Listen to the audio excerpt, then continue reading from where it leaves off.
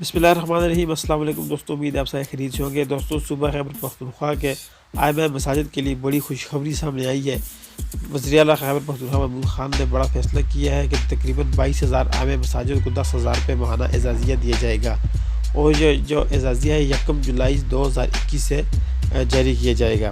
ان اعزازیوں میں ماہانہ تقریباً 22 کروڑ 72 لاکھ جبکہ سالانہ 2.5 ارب روپے سے زائد خرچ کیے جائیں گے۔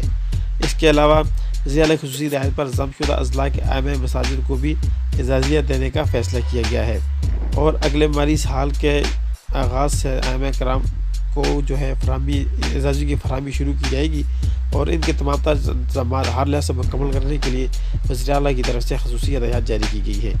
تو اس کے علاوہ صوبہ بھر کی مساجد اور مدارس کو شمسی توانائی کی فراہمی کے علاوہ ان کی دیگر ضروریات کو بھی ترجیحی بنیادوں پر پورا کیے جانے کا اعلان کیا ہے۔